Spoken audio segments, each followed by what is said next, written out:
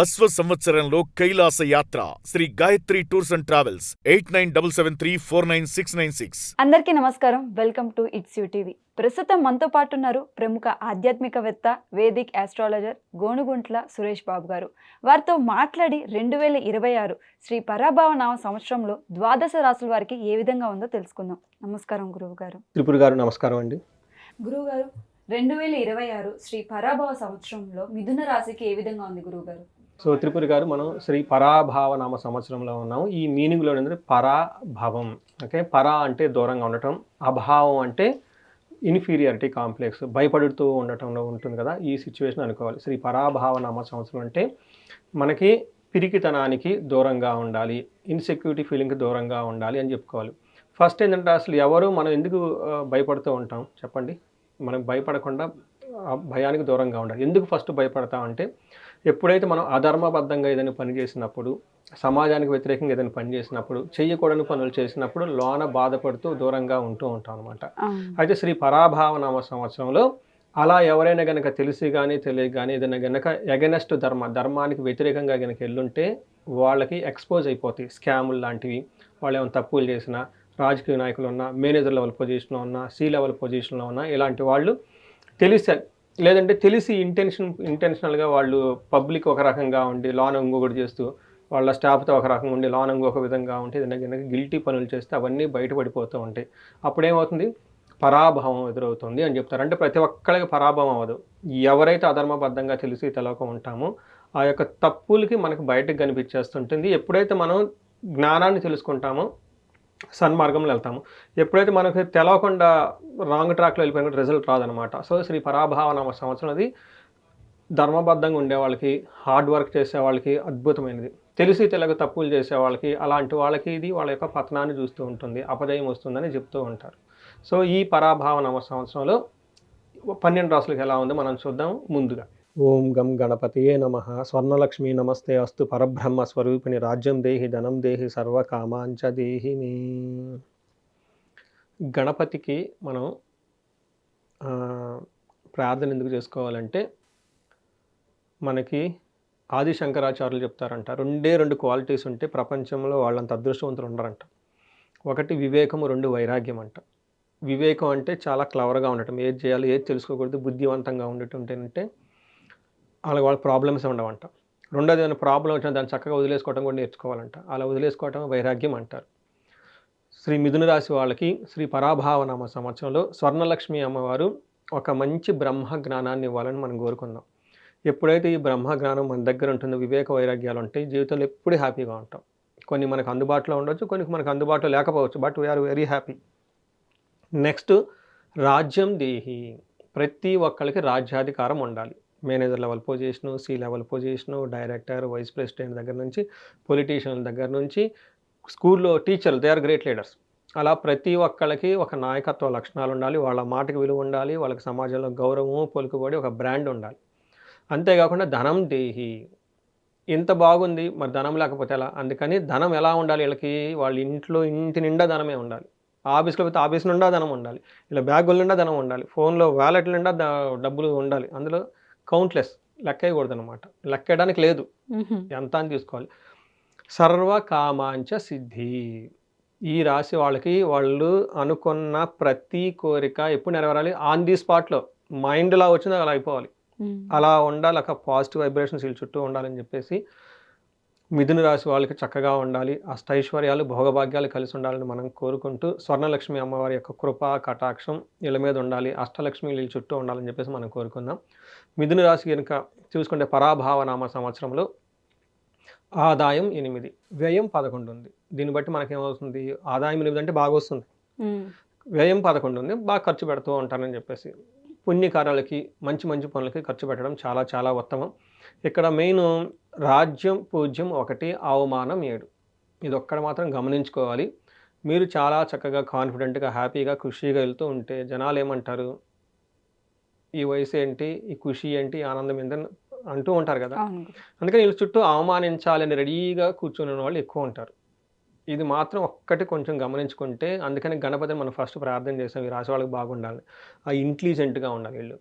ఎవరిని వీళ్ళు చక్కగా అవమానిస్తున్నారు, ఎవరు మంచిగా నటించి వెనక గోతులు తీస్తున్నారు, ఎవరు మనం ఎదుగుతూ ఉంటే 10 రెట్లు ఏడుస్తూ ఉన్నారని అలాంటి టాక్సిక్ పీపుల్ దూరంగా పెట్టాల్సిన ఒకే ఒక కర్తవ్యం వీళ్ళు గనక చేయగలిగితే మిథున రాశి వాళ్ళు, వీళ్ళు గోల్డ్ మైన్. ఒక్క principle make them to win this 2026లో. వీళ్ళకి ఏం చెప్తారంటే మనకు మహర్షులు, ఇందులో ఉన్న ఫస్ట్ నక్షత్రాలు చూసుకుంటే 3 నక్షత్రాలు మృగశిర 3, 4 పాదాలు, ఆరుద్ర 1, 2, 3, 4 పాదాలు, పునర్వసు 1, 2, 3 పాదాలు అంతా మిథున రాశిలో ఉంటారు. తర్వాత ఈ రాశి వాళ్ళు పేరు బలం కనుక చూసుకుంటే కా, కీ, కు, ఖం, జ్ఞ, కే, కో, హ అనే లెటర్స్ అంతా కూడా ఇందులో ఉంటారు. మనకి దీంతో పాటు మనం చూసుకుంటే వీళ్ళకి 10th హౌస్లో శని ఉన్నారండి. 10th హౌస్లో శని ఉంటే ప్రాబ్లం ఏంటంటే వర్క్ విషయంలో చాలా హెవీ రెస్పాన్సిబిలిటీస్ ఉంటాయి. కానీ విజయం success is guarantee, 100% is return. But వెళ్ళే పాత్ చాలా హార్డ్గా, స్లోగా, డిసిప్లిన్డ్గా వెళ్ళాల్సిన పాత్. మనం క్యాజువల్గా ఉందాం, ఇర్రెస్పాన్సిబుల్గా ఉందాం అనుకుంటే వర్కౌట్ కాదు. రెండోది, ఈ టైంలో గురువు 11వ హౌస్ స్థానంలో ఉన్నారండి. 12వ స్థానం నుంచి ఫస్ట్ తన సొంత ఇంట్లోకి వస్తూ ఉన్నారు. కాబట్టి ఈ రాశి వాళ్ళు, మిథున రాశి వాళ్ళు ఫస్ట్ హౌస్లో ప్రస్తుతానికి ఉన్నారు, 2వ స్థానానికి వెళ్ళిపోతున్నారు. కాబట్టి గోదావరి పుష్కరాల తర్వాత వీళ్ళకి మహాభాగ్య యోగం పట్టుకుంటుంది. అంటే విత్త సమృద్ధిం, ధనానికి కనుక ఇబ్బంది పడుతూ ఉంటే విపరీతమైన మల్టీ సోర్సెస్ ఆఫ్ ఇన్కమ్ వీళ్ళకి వస్తుంది. రెండోది, వీళ్ళకి 2వ స్థానంలో గురువు ఉచ్చ స్థానంలో ఉన్నారు. వీళ్ళు కనుక కరెక్ట్గా ప్లాన్ చేసుకుంటే వీళ్ళు లెక్క పెట్టలేని ధనం అయితే గ్యారంటీగా వస్తుంది. మూడోది, రాహు వీళ్ళకి 9వ స్థానంలో ఉన్నారు. వీళ్ళకి శత్రువు ఎవరంటే, వీళ్ళకి 9వ స్థానంలో రాహు, వీళ్ళకి శత్రువు ఎవరంటే వీళ్ళ థింకింగ్ ప్యాటర్న్. అనవసరంగా ఓవర్ ఇండల్జింగ్. ఓకే, ఎంత ఎదుటి వాళ్ళతో ఎంతవరకు ఉండాలి అంతవరకే ఉండాలి. టూ మచ్ వెళ్ళారనుకుంటే ప్రాబ్లం. అందుకని వైరాగ్యం ఉండాలంట. అందుకని ప్రతిదీ వచ్చిందని చెప్పేసి వెళ్ళిపోకూడదు. ఎక్కువసేపు మొబైల్ చూడటం, ఎక్కువసేపు టీవీలు, too much friendships, too much ఏది చేసుకోకూడదు. టూ మచ్ ఎక్సైట్మెంట్, ఎంటర్టైన్మెంట్ పోకూడదు. వీళ్ళు చాలా అలా ఖర్చు పెట్టే అవకాశం ఎక్కువ ఉంటుంది. ఎందుకంటే రాహు 9వ స్థానంలో ఉండటంతో వీళ్ళకి indulging in the sinful ads అంటారంటే క్రూర కర్మలు చేయాలని ఒక ఆలోచన వస్తుంది. అందుకని మనకి గ్యాంబ్లింగ్ చేద్దాం, అవి చేద్దాం, వీళ్ళని కొడదాం, హంటింగ్కి వెళ్దాం, ఇలా ఎక్స్ట్రా కరికులర్ యాక్టివిటీస్ ఎక్కువ ఉంటాయి.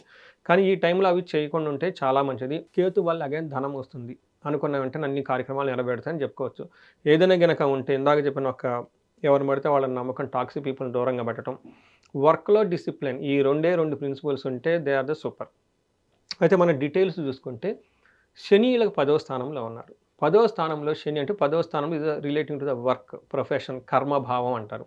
వీళ్ళకి ఎలా ఉంటుందంటే కృష్యాది సర్వ విఘ్నం చ, అంటే ఏదైనా కనుక పని చేస్తే ఆ పనిలో ఆటంకాలు వస్తూ ఉంటాయి అని చెప్తారు. అంతేకాకుండా పాపం ఉద్యోగ విఘ్నకం, కొంచెం అంటే మనం ఈ ప్రోటోకాల్ ఫెయిల్ అవుదాము, రిపోర్ట్ పంపిస్తే ఏముంది, పంపిపోతే ఏమంతా, బాస్ ఎంత అన్న ఈ టైప్ ఆఫ్ యాటిట్యూడ్ వస్తుందంట. జాగ్రత్తగా ఉండాలి. అయితే ఈ టైంలో అతిగా ఖర్చు పెట్టాలన్న ఆలోచన ఇక్కడికి వస్తుంది. అందుకని ఆ శని అలా ఉండటం వల్ల ఓవర్గా ఖర్చు పెట్టాలి అనిపించడం తర్వాత ధనం ఎక్కువ ఖర్చు పెట్టే అవకాశం ఎక్కువ ఉంటుంది.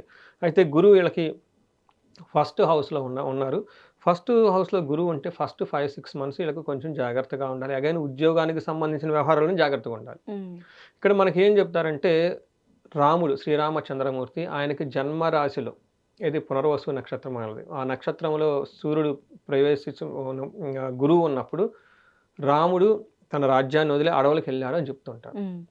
అంటే పట్టాభిషేకం చేయవలసిన వ్యక్తి, అలానే రాజ్యాన్ని పరిపాలించిన వ్యక్తి అడవులకు వెళ్ళారు. అయితే అడవులకు వెళ్ళటం అనేది ఏంటిది, మంచిగా చెడా, అది అగైన్ ప్రతిదీ మంచిదే మనం అనుకుంటే. అందుకని ఇలా జరిగే అవకాశం ఎక్కువగా ఉంటుంది. కాబట్టి కొంచెం వర్క్ విషయంలో మంచి విషయం నుండి చక్కగా ఉంటే చిన్న ఏమైనా ఒడిదుడుకులు వచ్చినా కానీ డోంట్ కేర్ అన్నట్లు కనుక ఉంటే ఏవి ప్రాబ్లం ఏమి ఉండదు. అయితే జన్మరాశిలో గురువు ఉండటంతో బుద్ధి భ్రంశం భాగ్య హాని అంటారు. వీళ్ళు రాంగ్ డెసిషన్ తీసుకొని ఇబ్బందులు పడే అవకాశం ఉంటుంది. కాబట్టి జాగ్రత్తగా ఉండాలి. గురువు వీళ్ళు గోదావరి పుష్కరాల టైంలో మారుతూ ఉన్నారు కాబట్టి 2nd హౌస్లో ఉన్నారు. కాబట్టి మనస్సౌఖ్యం, యశోవృద్ధి, సౌభాగ్యం, ధర్మవ్యయం అని చెప్తూ ఉంటారు. ఈ టైంలో వీళ్ళకి మనశ్శాంతి చక్కగా ఉంటుంది. యశస్సు, కీర్తి ప్రదేశాలు బాగా పెరుగుతూ ఉంటాయి. సౌభాగ్యం, లేడీస్కి కానీ పెళ్ళిళ్ళు కానీ వాళ్ళకి భాగ్యవంతంగా ఉంటారు. భాగ్యం అంటే ఏంటండి, లక్, మహాలక్. సౌభాగ్యం అద్భుతమైన లక్ ఉంటుంది. ధనాగమనం, ధనం వస్తుంది. ఇదంతా చక్కగా వీళ్ళకి ఉంటుంది. కాబట్టి 2వ ఇంట్లో ఉండటంతో హ్యాపీగా ఉండొచ్చు. 9వ స్థానంలో రాహు ఉండటంతో సాఫ్ట్వేర్ వాళ్ళకి బాగుంటుంది, ఫిల్మ్ ఇండస్ట్రీస్ వాళ్ళకి బాగుంటుంది, ఫారిన్ వెళ్ళాలని అనుకున్న వాళ్ళకి బాగుంటుంది, లాంగ్ ట్రావెల్ చేసే వాళ్ళకి బాగుంటుంది. ఒక్క విషయంలో జాగ్రత్తగా ఉండాలి. ఈ విషయం ఏంటంటే ధనధాన్యాది నాశనకృత్ ప్రయాణ క్లేశ అంటారు. అంటే ఈ టైంలో సంపాదించుకున్న ధనాన్ని కానీ లేదంటే డబ్బుని కానీ వృధాగా ఖర్చు పెట్టే అవకాశం ఎక్కువగా ఉంటుంది. ప్రయాణాలు చేస్తే కొంచెం అలసట వస్తుందని గమనించుకోవాలి. బట్ ఏదైనా కానీ కొంచెం జాగ్రత్తగా ఉండటం అవసరం. ఈ విషయాల్లో గమనించుకోవచ్చు. గురువుగారు వాళ్ళ గ్రహస్థితి ప్రకారం ఎలా ఉంటుందో తెలియజేశారు. వాళ్ళ నక్షత్రం ప్రకారంగా ఏ విధంగా ఉంటుంది గురువుగారు? ఇది చాలా మంచి క్వశ్చన్ అండి. నక్షత్రాలు ప్రకారం జనరల్గా ఎవరు చూడరు. మనకు మహర్షుల అంగగోచారం మనకు అద్భుతమైన కాన్సెప్ట్ ఇచ్చారండి. ఇంకా క్లీన్గా మనం డయాగ్నోస్ చేసి చూడొచ్చు. మృగశిర నక్షత్రం వాళ్ళకి వెరీ హ్యాపీ, వాళ్ళకి రాజ్య లాభము సంపద ఉందంట. చూడండి, ఓ పక్కన మనకు అధికారం ఉంది, ఓ పక్కన సంపద ఉంటే ఇంకేం కావాలండి? ఈ అధికారాన్ని ఉపయోగించి ఆ సంపద దేనైనా సాధించుకోవచ్చు. ఈ సంపదను వాడి అధికారం పెట్టుకుని ఏదైనా సాధించుకోవచ్చు. సర్వజన పూజ్యము, అందరి నుంచి ఒక రెస్పెక్ట్, గౌరవం వస్తుంది. పరవాసము, ఫారిన్ వెళ్ళాలి అనుకున్న వాళ్ళకి, ఫారిన్లో స్టే చేయాలనుకున్న వాళ్ళకి, ఫారిన్ రిలేటెడ్ ఉన్న వాళ్ళకి బాగా కలిసి వస్తుంది. హెల్త్ ఓవరాల్గా చూసుకుంటే రోగాధిక్యము, కొంచెం హెల్త్ విషయంలో జాగ్రత్తగా ఉండడం ఎంతైనా అవసరం. తర్వాత ఆరుద్ర నక్షత్రం వాళ్ళకి రాజ్యం ఉంటుంది, సంపద ఉంటుంది, సర్వజన పూజ్యం ఉంటుంది. వీళ్ళకి ఈ రెండులో కొంచెం భయం పడే పరిస్థితులు ఎక్కువగా ఉంటుంది, గమనించుకోవాలి. అగైన్ పునర్వసు నక్షత్రం వాళ్ళకి రాజ్య లాభము, ప్రమోషన్ వస్తుంది. పరవాసము, ఫారిన్ రిలేటెడ్ ఫారిన్ ఇళ్ళకం బాగా కలిసి వస్తుంది. వీళ్ళకి భయపడే అవకాశం ఎక్కువగా ఉంటుంది, ధన నష్టం కూడా ఎక్కువగా ఉంటుంది. ఈ నక్షత్రం వాళ్ళు కొంచెం జాగ్రత్తగా ఉండటం ఎంతైనా అవసరం అని గమనించుకోవాలి. గురువుగారు వాళ్ళ గ్రహస్థితి అండ్ నక్షత్రం ప్రకారంగా ఏ విధంగా ఉంటుందో తెలియజేశారు. వాళ్ళకి వచ్చే ఆటంకాలను తట్టుకుని ముందుకు వెళ్ళాలంటే ఎటువంటి పరిహారాలు పాటించాలి గురువుగారు? ఇది very interesting and most controversial question కూడా అనుకోవచ్చు. చాలామంది పరిహారాలు చేస్తుంటే లైఫ్ బాగుంటుందా, బ్రహ్మ ఆల్రెడీ రాశారు కదా, మీరేం చేస్తారు, ఇదంతా ఉంది. అదేంటో వాళ్ళకి మిడిమిడి జ్ఞానం, సరిగ్గా అవగాహన లేకుండా, శాస్త్రం గురించి తెలవకుండా అలా మాట్లాడేస్తూ ఉంటారు. ఒకసారి డీప్గా ఆ సబ్జెక్ట్ టచ్ చేస్తే ఇందులో ఉన్న వండర్స్ వాళ్ళకి తెలుస్తుంది. అది తెలవక ఇదన్నమాట ప్రాబ్లం. సో ఇది ఏం చెప్తానంటేనండి, నేను ఈ రాశి వాళ్ళకి పరిహారాలు ఫస్ట్ వీళ్ళ ఏజ్ కనుక 35 to 45 ఉంది అంటే ఈ వీడియోని రెండోసారి చూడాలి. రెండోది, ఎందుకు ఈ ఏజ్ గ్రూప్ అంటే వీళ్ళు హైలీ ప్రొడక్టివ్ పీపుల్. వాళ్ళకి ఆల్రెడీ చదువుకొని ఉంటారు, ఒక జాబ్లో స్థిరపడి ఉంటారు, మెంటల్ మెచ్యూరిటీ ఉంటుంది, ఒక పక్క మ్యారేజ్, పిల్లలు, ఒక ఆల్ రౌండ్ ఒక పర్సనాలిటీ డెవలప్ అవుతుంది. అన్ఫార్చునేట్ థింగ్ 40-45లో మిడ్ లైఫ్ క్రైసిస్ అంటారు మనకి ఈ బుక్స్లో, అవి అటాక్ అవుతాయి. మెనోపాజ్ అనొచ్చు లేడీస్కి, లేదంటే రకరకాల psychological disturbance, again they will కాదు, బట్ ఇట్స్ అంతా కాదు. The real fact is that ఆ టైంలో కనుక ఇలా స్లో గ్రోత్ ఉన్నా, భార్యాభర్తల మధ్య హార్మోని లేకపోతున్నా, వీళ్ళు గమనించుకోవాల్సింది ఈ లైఫ్ ఫ్లోని బ్లాక్ అయిపోయింది. ఎందుకు బ్లాక్ అయిందంటే రీజన్స్ మనకి లాంగ్వేజ్లో, అంటే మనకు ఓల్డ్ లాంగ్వేజ్లో శాపాలు అంటారు, లేదా దోషాలు అంటారు. ఇవి బేసికల్గా అంటే వీళ్ళు చేసింది కాదు, వీళ్ళ యాన్సిస్టర్ చేసింది, లేదంటే ప్రకృతితో వీళ్ళు కనెక్ట్ అవ్వలేకపోతున్నారు, సమ్ హిండ్రెన్సెస్ ఉన్నాయి. ఇవి డిలీట్ చేసుకునే ప్రక్రియే పరిహారాలు అంటారు. ఇవి చేసుకోవాలి. అందులో ఇందాక చెప్పిన ఏజ్ గ్రూప్ వాళ్ళు ఎలాంటివి, ధనానికి ఎవరైతే కనుక ప్రాబ్లమ్ ఫేస్ చేస్తున్నారో స్వర్ణలక్ష్మి విశేష హోమం, మల్టీ సోర్సెస్ ఆఫ్ ఇన్కమ్ వాళ్ళకి వస్తుంది, not one source, multi sources. Number 2, వీళ్ళకి భార్యాభర్తల మధ్య అన్యోన్యత ఉండటం కోసం, ఇంప్రూవ్మెంట్ కావడం కోసం అన్యోన్య దాంపత్య పాశుపత అభిషేకం లేదా విశ్వావసు గంధర్వరాజ పాశుపత అభిషేకము విశేష హోమం చేయించుకోవాలి. వీటితో పాటు శత్రు బాధలు కనుక ఎవరికైనా ఫేస్ చేస్తుంటే, వీళ్ళకి కొంచెం ఏడ్చేవాళ్ళు ఎక్కువ ఉన్నారు, అవమానించేవాళ్ళు ఎవరి నుండి అవమానిస్తే ఓకే, బట్ వాళ్ళు టూ మచ్గా కనుక చేస్తుంటే చండీ హోమం ఇవి చేసుకుంటే చాలా బాగుంటుంది. గురువు గురించి నరసరావుపేట లేదంటే గుంటూరు దగ్గర కోటప్పకొండ అని ఉంటుందండి, అక్కడ విశేష హోమాలు చేస్తూ ఉంటారు గురువారం. చాలామందికి ఐడియా ఉండదు, అక్కడ గురువారం లేదంటే ఆదివారం విశేషంగా హోమం చేస్తూ ఉంటారు. దక్షిణామూర్తి అవతారంలో ఉన్న గురుతత్వానికి అక్కడ హోమాలు చేయించుకుంటే చాలా చక్కగా ఉంటుంది. వీటితో పాటు కొంచెం వీళ్ళు యోగా చేయటం, మెడిటేషన్ చేయటం ఇవన్నీ చేస్తూ ఉంటే చాలా చక్కగా కలిసి వస్తుంది. ఎలాంటి ప్రాబ్లం ఉన్నా జ్యోతిష శాస్త్రం ద్వారా దాన్ని ఏంటో డయాగ్నోసిస్ పట్టుకొని సరైన పరిహారాలు కనుక చేసుకుంటూ ఉంటే లైఫ్ వీళ్ళది 10 రెట్లు ముందుకు వెళ్ళిపోతుంది. చాలా చక్కగా వివరించారు గురువు గారు. వాళ్ళకి ఇంకా మంచి జరగాలని మనస్ఫూర్తిగా కోరుకుంటూ ధన్యవాదాలు గురువు. ధన్యవాదాలండి.